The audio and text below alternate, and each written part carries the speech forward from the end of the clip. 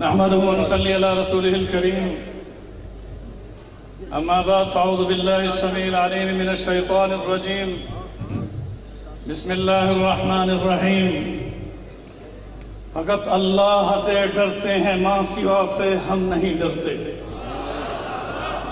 فقط اللہ سے ڈرتے ہیں، ماں سوا سے ہم نہیں ڈرتے. قضا سے کیا ڈراتے ہو، قضا سے ہم نہیں ڈرتے. اگر کسی ظالم کو ظالم کہہ دیا تو مار ڈالے گا، یہی ہے انتہا اس کی، اس انتہا سے ہم نہیں ڈرتے. فرعون کو میں خدا کہہ دوں یہ مشکل ہے. فرعون کو میں خدا کہہ دوں یہ مشکل ہے. کسی جھوٹے انبیاء کو میں انبیاء کہہ دوں یہ مشکل ہے. مجھے زنجیریں پہنا دو، مجھے سولی پہ لٹکا دو، پر قادیانیوں کو میں مسلمان کہہ دوں یہ مشکل ہے. پھر تصور شہنشاہ کونین کا، دل میں میرے بسط احترام آ گیا. نطق کے بوسے میری زبان کے لیے جب لبوں پہ محمد کا نام آ گیا. لائے تشریف جو سرور انبیاء، آئے جو ہی صحابہ کی محفل میں وہ، سارے اہل نظر تب یہ کہنے لگے لو ستاروں میں مائے تمام آ گیا. وہ دانائے سبل ختم الرسول مولائے کل، جس نے غبار راہ کو بخشا فروغ وادی سینہ. نگاہ عشق مستی میں وہی اول وہی آخر، نگاہ عشق مستی میں وہی اول وہی آخر، وہی قرآن وہی فرقان وہی یاسین وہی طٰہٰ.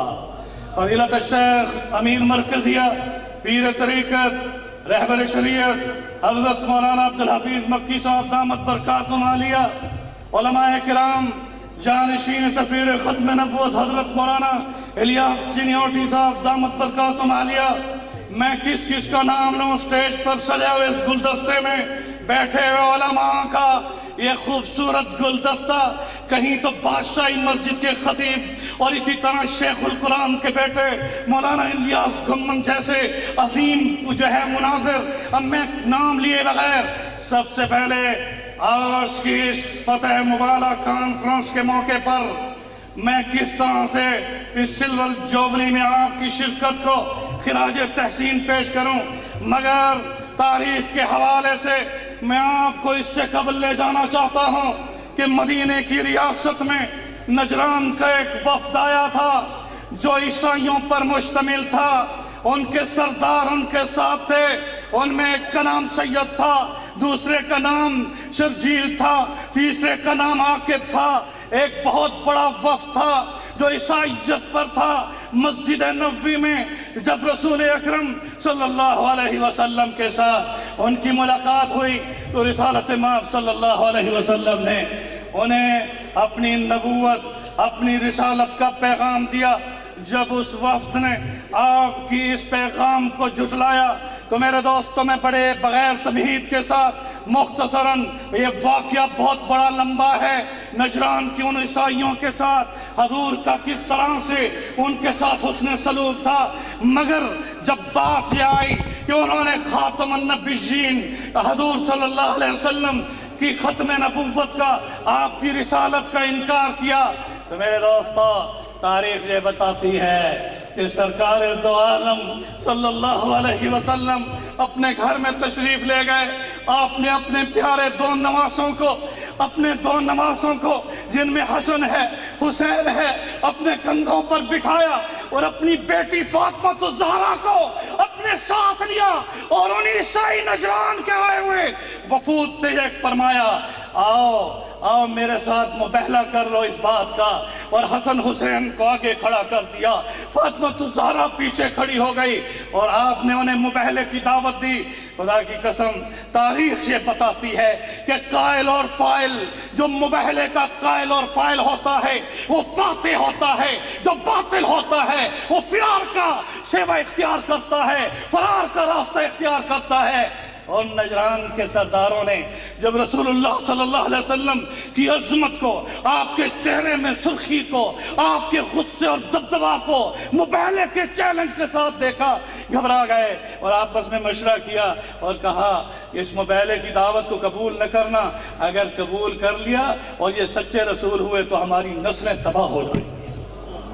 میرے دوستوں وہ کیسا منظر تھا جس میں رسول اکرم صلی اللہ علیہ وسلم اس مدینے کی ریاست میں آپ نے مباہلے کا چیلنج دیتے ہوئے حسن و حسین کو اپنے سامنے کھڑا کیا. آپ کی بیٹی آپ کے ساتھ تھی. اب اس پر میں زیادہ وضاحت سے نہیں جانا چاہتا، مگر ان نجران کے عیسائیوں نے کہا کہ آپ مباہلے کے اس چیلنج سے دستبردار ہو جائیں.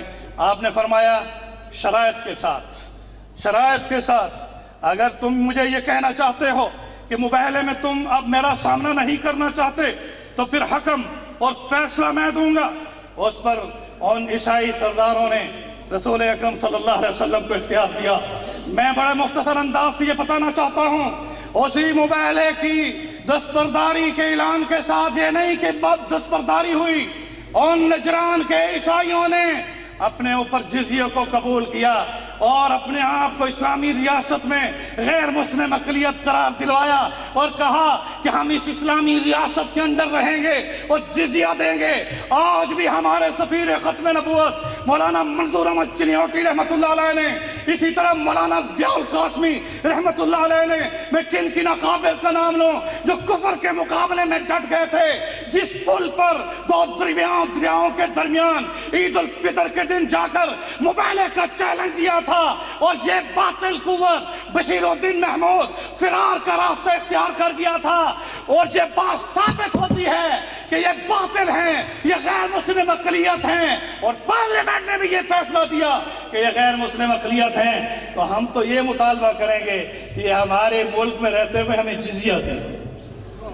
ہمارے ملک میں رہتے ہوئے ہمیں بولو جزیہ، کیونکہ نجران کے عیسائیوں نے جزیے کے ساتھ فیصلے کو قبول کیا تھا.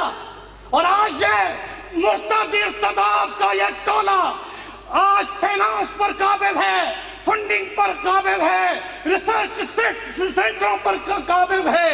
جاؤ اسلام آباد میں دیکھو بڑے بڑے چیئرمین بڑے بڑے عہدوں پر. میں آپ کو کن کا نام لوں، میرے جیب میں لسٹ موجود ہے جس میں مختلف شعبہ جات میں کہاں قادیانی بیٹھے ہیں. اور ایک بہت بڑا شعبہ ہے جس کا نام پاکستان ایگریکلچر سینٹر ہے PAEC میں، جہاں پر PARC میں ڈاکٹر افتخار احمد مدثر DG کی حیثیت سے بھی ہے، ڈائریکٹر جنرل کی حیثیت سے بھی ہے، ایکٹنگ چیئرمین کی حیثیت سے بھی ہے. میرا یہ مطالبہ ہے کہ ایوان اقبال میں شریک ہونے والوں ہاتھ اٹھا کے نہیں کھڑے ہو کر یہ مطالبہ کرو کہ ہم اسلام آباد کی ان بڑی پوسٹوں پر جو متعین قادیانی ہیں ان کو کلیدی اسامیوں سے ہٹانے کا مطالبہ کرتے ہیں. میں انہی کلمات کے ساتھ تشریف رکھیے. دیکھیں اگر ڈاکٹر میں بڑے دعوے سے کہہ رہا ہوں، ڈاکٹر افتخار احمد جو ڈائریکٹر جنرل PARC جو اسلام آباد میں بیٹھا ہے، اسی طرح ریسرچ سینٹروں میں جو بڑے بڑے قادیانی بیٹھے ہیں، اس ایوان میں علماء اکابرین اور اپنے امیر مرکزیہ کی موجودگی میں پاکستان کی حکومت سے مطالبہ کرتا ہوں کہ اسے چیئرمین اور DG کے 2 عہدے دے کر تم نے نظریہ پاکستان کے خلاف بغاوت کی ہے، تمہیں اب حکومت کرنے کا حق بھی حاصل نہیں ہے. انہی کلمات کے ساتھ آئیے میرا ایک دوسرا مطالبہ ہے جس میں آپ نے بھرپور تائید کرنی ہے. دیکھیں آج پشاور کے ایئرپورٹ کا نام پاچا خان ایئرپورٹ رکھا گیا، کوئی اعتراض نہیں، رکھا ہے. اگر راولپنڈی کے ایئرپورٹ کا نام، اسلام آباد کے ایئرپورٹ کا نام بے نظیر شہید پورٹ رکھا گیا، کوئی اعتراض نہیں. اسی طرح سے مختلف پارکوں کے نام رکھے گئے. آؤ ایک معمولی سا مطالبہ، MPA صاحب آپ جانشین ہیں، اسی اسمبلی سے یہ منظور کروانا ہوگا کہ چناب نگر کا جو پل ہے اس پل کا نام فاتح مبالا مولانا منظور احمد چنیوٹی کے نام سے ہوگا. تائید میں کھڑے ہو جاؤ. شہباز شریف، میں شہباز شریف وزیر اعلیٰ سے یہ کہنا چاہتا ہوں، اگر تم نواز شریف کے نام پر پارک بناؤ ہمیں کوئی اعتراض نہیں ہے، ہاسپٹلوں کے نام سیاسی لیڈروں کے نام پر بناؤ، ہمیں کوئی اعتراض نہیں ہے۔ یہ شرف تمہیں حاصل ہوگا کہ جیسے ربوے کا نام چناب نگر رکھا گیا، اسی طرح سے آپ کو یہ تائید ہے کہ جو چناب نگر کا جو پل ہے چناب پل، اس کا نام فاتح مبالہ مولانا چنیوٹی پل ہونا چاہیے یا نہیں؟ اگر پارلیمنٹ نے، اگر صوبائی اسمبلی نے یہ قرارداد پاس نہ کی تو ہم وہاں خود ہی بورڈ لگا دیں گے۔ اور لگاؤ گے بورڈ انشاءاللہ؟ نعرہ تکبیر، تاج تخت ختم نبوت۔ ڈاکٹر صاحب نے مطالبہ کیا ہے حکومت پنجاب سے، میں چنیوٹ کے ساتھی جو آج کے اس اجتماع میں تشریف لائے ہیں ان سے درخواست کروں گا آج جاتے ہوئے آپ پلیٹ بنا کے پتھر پہ اور اس پل پہ آپ لگا دیں، آج سے اس پل کا نام یہی ہے بس۔